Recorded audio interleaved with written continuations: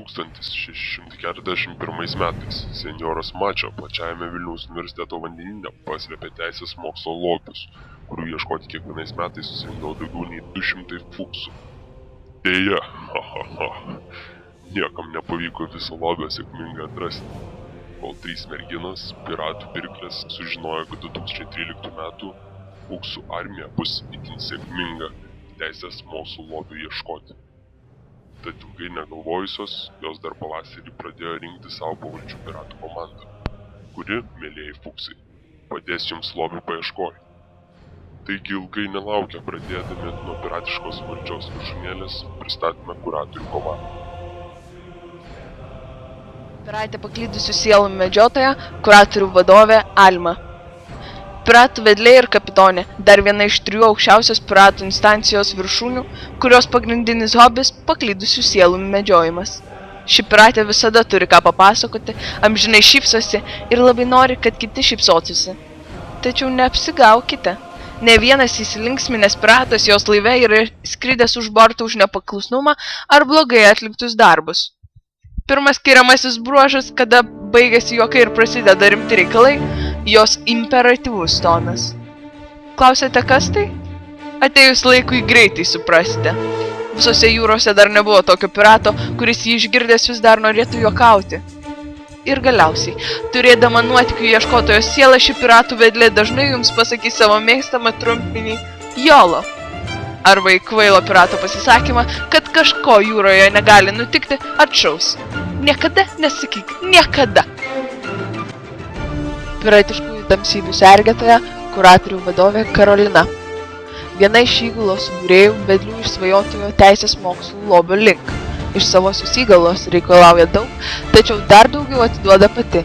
Tarp komandos narių praminta tamsybių sergėtoja, nes žino visas tavo silpnasias vietas ir nevengia jomis pasinaudoti, kai reikia priversti dirbti.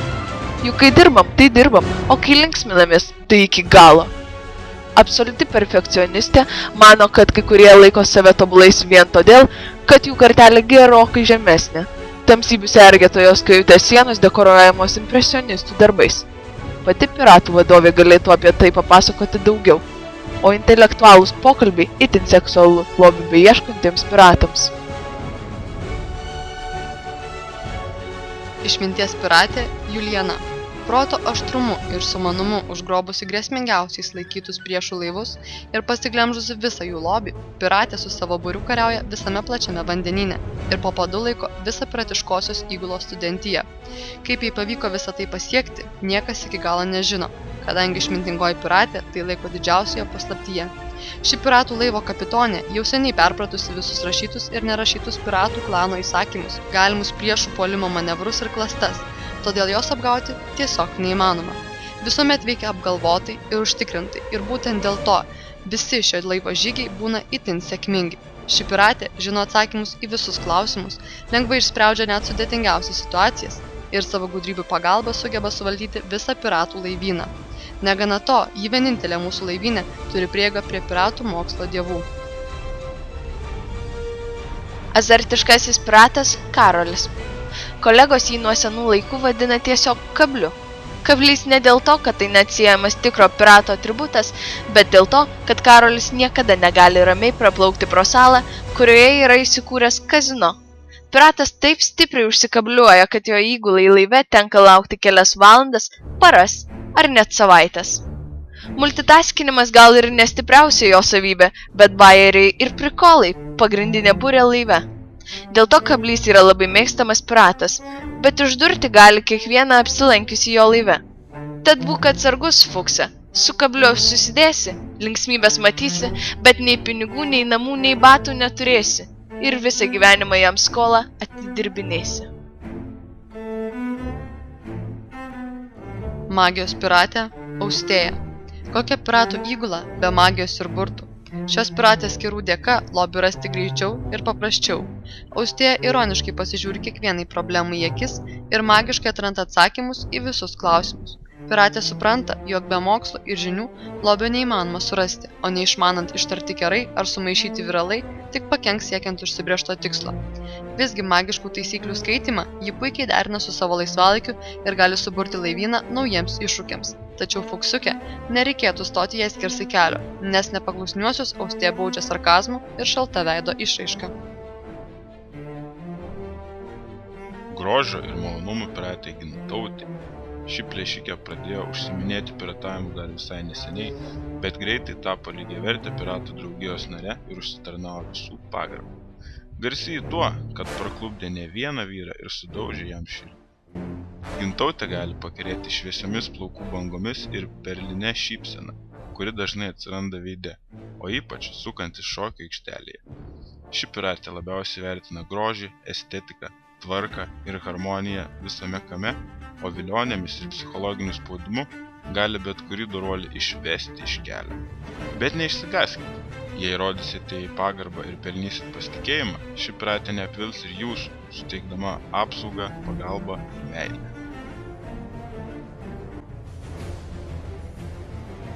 Piratas karys Andrius. Savo pirato kelią šis jūrų ir karų vilkas pradėjo dar vaikystėje, kai jį, mažą vaiką, motina įmetė į katiliuką su burbonu, taigi šis gėrimas tapo pagrindiniu nuožmaus pirato kario palydovu įvairiuose žygiuose ir lydi jį kaip sėkmės eliksyras. Legendos sklando apie Andriaus žiaurumą maištininkams, batų raištelių ilgio kantrybę, kurie buvo įveikęs tik vienas mirtingasis. Deja, bet ir tas pradangintas, bei skausmingas bausmes už jo švento miego sutrikdymą. Legendos, žinoma, ir lieka legendomis, kadangi nebeliko gyvų, galinčių patvirtinti jų tikrumą. Sutapimas, mistika, vargu. Nusivylęs savo įgulomis įvairiose pasaulio vietose, karų vilkas atkeliavo į Fuksų Stotkės pakrantės, burti naujos įgulos. Piratė iš tolimųjų rytų Agnė. Tekančios saulės vandenynų piratė 2 metus buvo uždaryta mokslo bokšte, kol nusprendė kalaviju nuglabyti ją saugusius Libiną ir keliauti visuotinį pasaulio piratų susibūrimą. Tai buvo pirmasis Agnės žingsnis iki piratiškosios Fuksų Stotkės. Pasitelkusi savo puikią koordinaciją, žvitrų žvilgsnį bei jau vaikystėje išmoktus šokinėjimo nuo uolų judesius, sumaišiusi juos su kūrybiškais ir meniškais veiksmais bei ypatingomis skonio juslėmis, piratė įveikė piratiškųjų išbandymų upę. Atrodo mažutė ir gležnutė, mielas Fukse, bet labai netgi drąsutė piratė skynėsi kelią iki jūsų pačiais gudriausiais būdais. Ji net išmoko samurajų kodeksą ir jo 7 principus. Gi teisingumas, Ju drąsa, Jin geranoriškumas, Rei pagarba, Makoto sąžiningumas, Meijo šlovė ir Džiugi ištikimybė.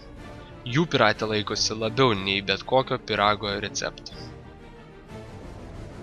Mirties piratas Arminas. Tamsiosios vandenynų pusės piratas atplukdo rūką ir meta mirties šešėlį ant tų, kurie užsitraukia jo rūstybę. Tačiau Fuksiukė, jei būsi draugas Arminui, nereikės jo bijoti, nes piratas yra įgulos vienytojas, įdomiausių piratiškų minčių ir išgyvenimų pasakotojas, prikabins kiekvieną susižavėti juo. Visgi neabejotinai jis savo auką vandenynuose tikrai išsirinks, bet prieš tai išsiaiškins apie ją viską, iki smulkmenų, parodys savo nepriekaištingą žinių bagažą, išpuoselėtą muzikos skonį, tobulus laivo valdymo sugebėjimus ir kitus prikolus. Bet Fukse, nepaslyski. Nors su tekančia saulė pasirodo ir pirato šypsena, visgi jis yra mirties piratas. Sklinda kalbos, kad jis yra atsparus pražūčiai. Ledo piratė Elena. Ši piratė kilusi iš vakarų, vėjuotosios ir atšiaurios Klaipėdos. Elena, brangieji Fuksai, sukta kaip pajūrio vėjas. Jos moto byloja: nesisuksi, negyvensi. Tačiau kaip permainingi Klaipėdos orai, ji nėra linkusi gudrauti ar būti pastoviai žiauri. Visgi sklando gandai, kad ji pikta, nes yra maža, arba maža, nes yra labai pikta. Gerai apsimetinėja, gali sakyti, kad pyksta, bet iš tikro nori tik pakankinti. Jos įgulos nariai dirbdami privalo dainuoti, tokie jos laivo specifika. Labiausiai ši piratė gerbė repo mėgėjus, mat pagavus gerą ritmą ir darbai operatyviau nudirbami. Paklusnesniems piratė visuomet atsakys geruoju, vertina jų darbus ir ypač draugystę. Tad Fuksė pasistengki, nes Elena turi gerą nuojautą dėl žmonių, puikiai skiria blogas bei geras sielas. Piratė slaptoji agentė Ugnė. Visiškai slaptai, nepaaiškinamai, iki šių dienų jūrose buvo pastebėta keista šviesiaplaukė piratė, kuri buvo praminta piratė slaptąja agentė. Ji žino apie kitus daugiau, nei jie patys žino apie save, nes sekti viską informacijos kanalais yra jos hobis. Piratė slaptoji agentė tarp savų dar žinoma kaip Prof. Stalkerė. Niekieno neįtariama, ji seka kiekvieną savo taikinį ir virtualioje erdvėje, ir lankydamasi svarbiausiuose bei populiariausiuose mokslo, žinių bei linksmybių uostuose. Viskas, ką gali apie ją žinoti kiti, tai, kad su savimi ji visada nešiojasi 2 daiktus – lūpdažį ir telefoną su prieiga prie Facebook. Kur ir kaip ji juos naudoja, nežinoma iki šiol, bet žinoma, kad jai to pilnai užtenka. Nuo jos žvitrios akies ir geros klausos niekas niekada nesugebėjo pasislėpti. Jei tau kyla klausimas, ar ji gali tave surasti? Atsargiai! Tu jau jos taikinys! Piratė sukilėlė Laura. Sukta kaip jūrų garbana, garbanė Laura išskirtinis egzempliorius piratų komandoje. Ji išsiskiria ne tik savo išvaizdą, bet ir sukilėlišku būdu. Ji žino, ką reiškia žaisti gudrų mudrų, todėl suktom mintim bei žvitrė akim pastebi visus nenuoširdžius, gudrius ir paslaptingus ėjimus. Pasižymi ji ir iškalba, tai pagrindinis jos ginklas, sprendžiant didžiausias problemas. Po savo neblėstančią šypseną, piratės slepia suktus planus, todėl teatras ir gyvenimas keliose amplua jai ne problema. Entuziazmo nestukojanti Laura gyvena šią dieną, sakydama, kad bus ir tų kojyčių, ir rankyčių, ir troleibusas kitas dar atvažiuos.